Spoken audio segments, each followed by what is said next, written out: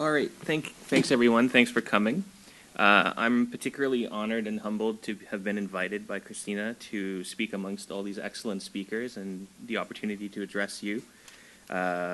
We all know that Christina is an excellent scholar, but she's also a wonderful person, as is evidence from trying to include her students in these sort of things.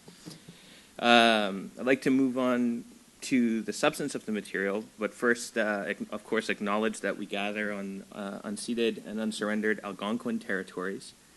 The contestation of territory and its legitimate meaning is quite central to all of my research, but for today, the emphasis isn't on Turtle Island. The ideas I want to share with you about political ontology are about political ontology and efforts to transition to the pluriverse, grounded in the colonial territorial politics of colliding understandings of sovereignty. And just to make it a little bit more complicated, it's going to be happening in the early 19th century in South Asia, particularly between the British government, who had just started to assert themselves in the early 19th century, and the central kingdom of Kandy in what we today now refer to as Sri Lanka. So in my dissertation, really the dissertation is all about various processes that led to the normalization and depoliticization of Eurocentric understandings of sovereignty through the process of colonial state formation. My contention today is that rather than seeing colonial state formation as the domination of one group by another group, its processes can more accurately be described as a kind of ontological collision through which ontologies of sovereignty disrupt and reformulate one another as they bump into each other. I was impressed by Mario's comments this morning about the sort of dynamic aspect of ontology, and ontology as constantly being a living, evolving process. And then also by Janet's point about recognizing the sort of grounded materiality of some standpoints as well. So I don't really come right out and take a position here, but maybe we can continue to talk about it afterwards. So, like I said, the time period that I'm focusing on is the year 1815 specifically, and a legal agreement signed between the Kandian chiefs and the British government, ostensibly about ceding sovereignty. But within the Kandian genealogy of sovereignty, political power was partly governance, but governance alone was insufficient. Being sovereign required beatification, something that the Hindu kings of the preceding dynasty understood very well. But to the British, confused as they were in their contradicting tendencies towards evangelism and secularism, the Kandian ontology was inconceivable. But I'm getting ahead of myself. Let me explain a little bit of the context and kind of what led into this first. So it started actually last year when Marisol de la Cadena visited Carleton, and she gave a really exciting talk about, well, a lot of things, but in particular, how environmental activists who are sort of coming from a modern ontology and indigenous activists coming from a Quechua ontology were able to work together in defense of what the activists called water and what the Quechua people knew to be water, but also not only water, something more than water. Theirs was a relational ontology in which water's meaning could not exist properly in the absence of tirakuna, or earth beings, of which it was a part.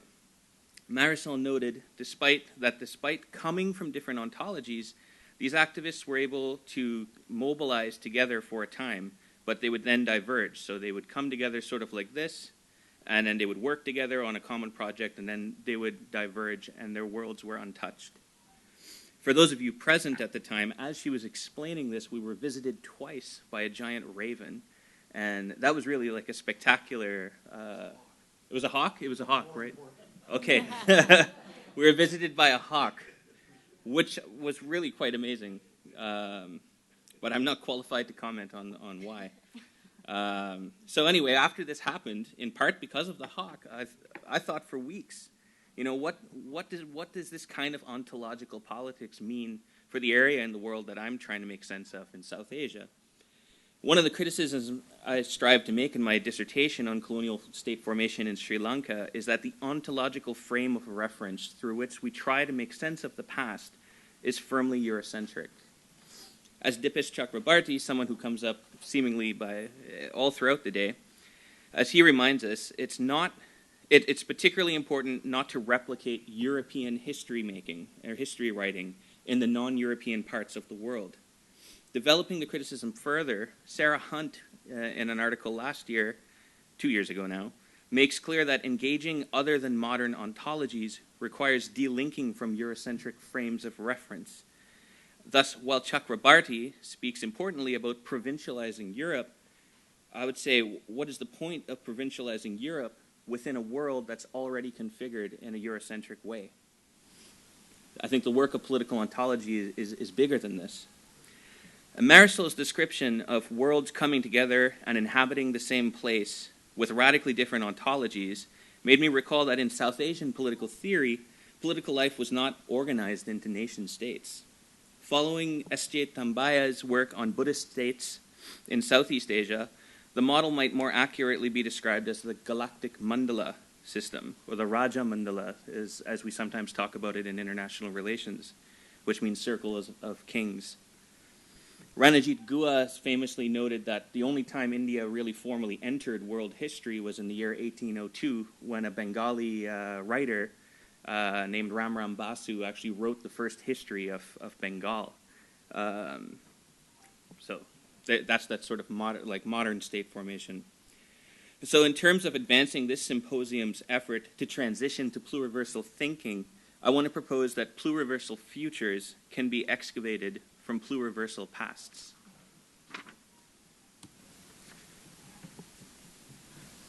So this is a map from the British Library in 1805. It kind of shows the central parts. I think you can see the cursor. All this central area here is the Kandyan Kingdom, and this tiny crown all the way around represents British control.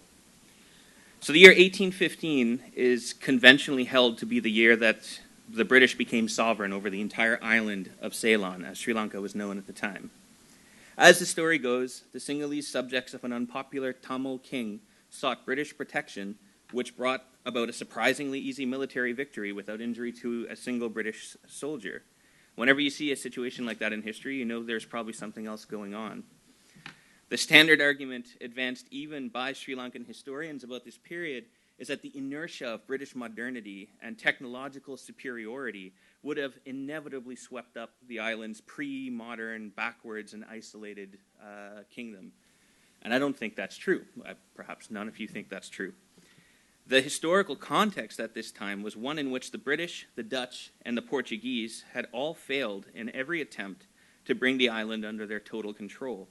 And dispatches between the newly founded Secretary of State for Wars and the Colonies in 1801 repeatedly ordered British governors to stop trying to take over the island because of the constant loss of life and loss of resources and the low probability of success. It was really internal court intrigue on the Kandyan side of things that actually brought about the solidification of British rule by a diplomatic arrangement, the details of which we can discuss if you want later, but it's not central to the question of political ontology.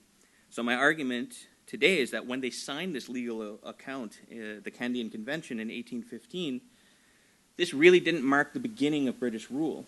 It marked the beginning of an ontological conflict about what it truly meant to be sovereign. This here is a picture of a copy of the Kandyan Convention. So, you can see it's written in English on one side and it's Sinhalese on the other side. The document, written side by side, but the politics of translation involves, I think, trying to move between worlds of meaning. And I'll explain the different ontologies of sovereignty in a moment, but for now, it should come as no great surprise that although they negotiated one document, there's two very different meanings. Or to borrow from Rancier's context of disagreement, as Hans Martin described it this morning, both understand and do not understand the same thing by the same words. In the paper and the presentation, I liken this moment to what happens when galaxies collide with one another. When galaxies collide, they pass through one another, gravitationally reformulating one another and producing something new that is actually much more rhizomatic than it could ever be linearly.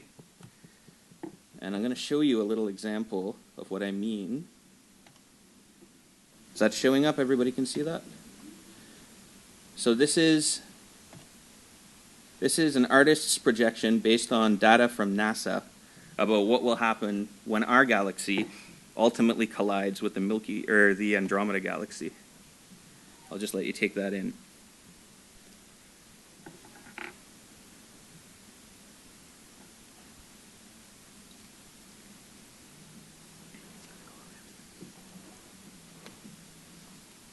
So I'll just tell you about it as it's happening here to save time. But there's the collision, and they pass right through each other. And then the gravity is going to come in and cause another collision.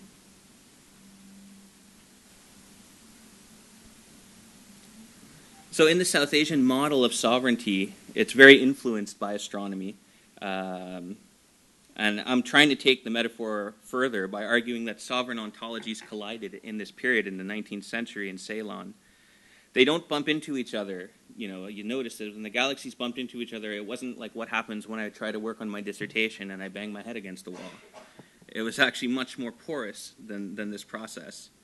And to link this back now to political ontology, where are we at? There we go. I want to actually just kind of borrow from a paper Mario wrote in 2013 called Ontological Conflicts and the Stories of Peoples in Spite of Europe Towards a Conversation on Political Ontology. And here I'm just summarizing Mario's work, where he tells us that in 2012, the Canadian Department of Fisheries and Oceans tried to launch a plan to relocate a young orca whale back into the deep sea. And the indigenous people in this part of Vancouver Island are the Moachat Muchalat, and they argue that the whale should be able to remain in the bay because their recently deceased chief told them that he would return in the form of a whale. And to quote Mario directly, this was a conflict between two different perspectives. This was not a conflict between two different perspectives on an animal, but rather a conflict over whether the animal of scientists, bureaucrats, and environmentalists was all that there was. Ontological conflicts thus involve conflicting stories about what is there and how they constitute realities in power-charged fields. So out of this ontological conflict, we can see a depoliticized, normalized, everyday application of modern scientific universal thinking that cannot comprehend the indigenous perspective. At the ontological level, modernity demands that there can only be one sphere of being, only one experience, a universe instead of a pluriverse. Applied to 1815 Ceylon, political ontology is revealing because while most scholarly attention focuses on who ought to govern, the question of what it means to govern is far less emphasized. There was a lavish ceremony to transfer sovereignty from the British to the British in 1815. And I quote the observations of a bureaucrat who was there quite extensively in the paper, which I can share with anyone who's interested. Ceremony, of course, is important to all forms of sovereignty. But what intrigues me the most about the Candian Convention of 1815 is that the ontological conflict wasn't about who would be sovereign the way it kind of revisionistly is today. It was about what it meant to exercise sovereignty. And to understand why this is important, we need a bit of a background on South Asian sovereignty. So I'll do that now. Drawing on Stanley Tambaya's work on Theravada Buddhist sovereignty in Southeast Asia, we can see that sovereignty is practiced through simultaneous devolution and concentration of power, which operates like gravity, holding celestial bodies in orbit. Symbolism and spiritual balance is central to rule. And the city of Kandy, here, in the center here, the city of Kandy was meant to replicate a galactic core around which outer regions would rotate. To quote Tambaya directly, the mandala pattern of devolution and replication could and did solicit and tolerate, positively place, and mutually benefit from the presence of and engagement with satellite principalities, specialized minorities, and sectarian and heterodox communities, waves of immigrants, and groups of war captives, all who were given niches and incorporated within the larger cosmological and political economic framework. This was international relations long before there was international relations. Sovereignty in this way was inconceivable to the British in the early 19th century. And you can see the cognitive dissonance coming out in bureaucratic as well as missionary accounts, some of which I cite in the paper. To the inconsistently secular British administrators, being sovereign in Ceylon meant only patronizing the superstitions of the locals as a way to prevent rebellion, which also didn't work. And their efforts to govern could only comprehend the material practices of government. They had no ability to navigate the cosmology of sovereignty that was significant to holding this galactic model together over 1,000 years of practice. The British confused unified cosmological and material politics for a lack of civilizational sophistication, rather than as alternative pathways to political organization. Viewed from the perspective of a universe, this can only be lack, the same lack that we always talk about in post-colonial studies. But with the understanding of multiple ontologies within a pluriverse, we can begin to appreciate the genealogical tradition of sovereignty in South Asia as something that is not merely derivative of European ideas about the world. So it was not so much that Buddhist sovereignty required that the spiritual and the material realms be reconnected. Rather, it was that within this ontology and within this genealogy, there was never a rupture that might artificially separate them, the way it might have been in Europe. This is, I think, where Hans Martin's point about the need for self-estrangement with regards to modern ontology is particularly useful. In the galactic mandala state, the practice of sovereignty playing out at local levels was one of spiritual and material replication of the galactic center. Part of the duties of enacting sovereignty was careful attention to the spiritual and manifest domains, which were held together in practice, in ceremony, and through the performance of religious and civic duties alike. Starting from Buddhist sovereign ontologies within a galactic model, there is no contradiction when a distant, subordinate satellite territory exercises considerable autonomy.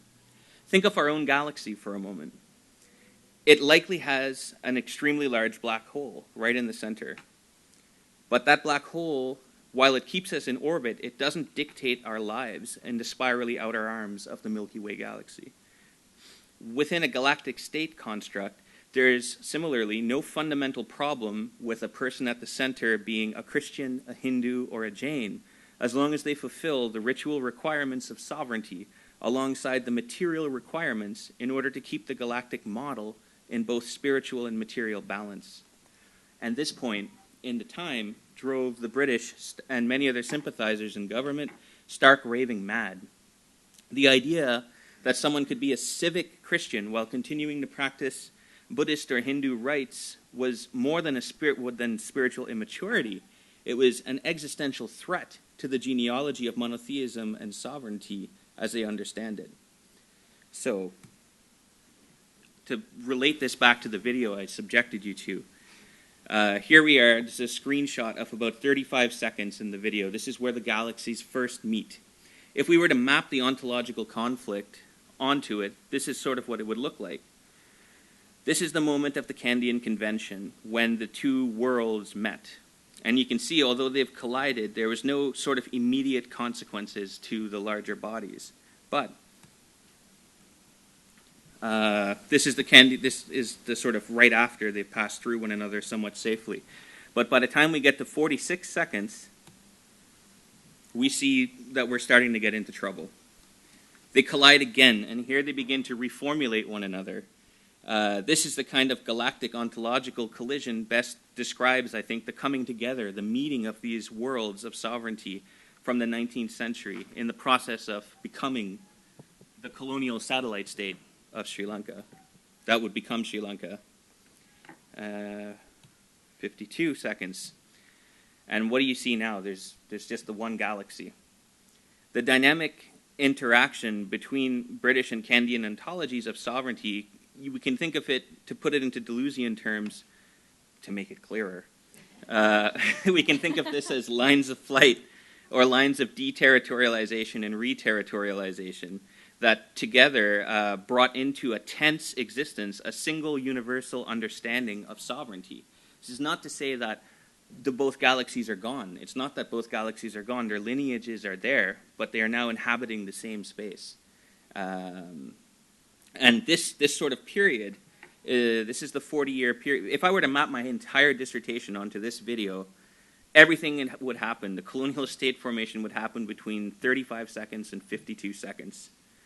Or in our terms, maybe a little bit less than 2 generations. Coming up on time? You did well. Okay, great. Yeah, that's plenty of time.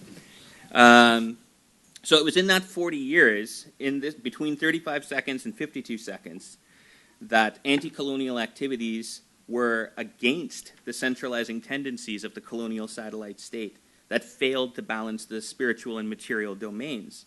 And it was only after this period, when we enter into this period here, in the later half of the 19th century, that anti-colonialism gave way to organizing to challenge the state on its own terms, on statist terms. For example, some of the pupils who were graduating from the missionary schools started organizing public debates to challenge Christianity on its own terms, to challenge the British on statist terms. And this was happening beginning in the 1830s, but it particularly accelerated in the 1860s and 70s. The central institutions of religion, I mean, you can look at what the provinces are named here, right? Northern, North Central, Southern. You see a real kind of Eurocentric division of territory that was central to the process of making this territory sort of legibly Eurocentric. The central institutions of religion at this point had shifted from the Kandy in the center to the outskirts of the city of Colombo, where grievances could now be articulated in the colonial capital. As Nahel Pereira shows, the Ceylonese nationals, they now saw themselves as Ceylonese nationals, increasingly sought to territorialize the urban centers in the 19th and 20th centuries. So in sum, by the latter half of the 19th century, we're at the time period 52 seconds on the spatial ontological clock, so to speak. And the idea of sovereignty and of total territorial rule had become normalized out of the changing tactics of deterritorializing and reterritorializing colonial and anti-colonial politics together.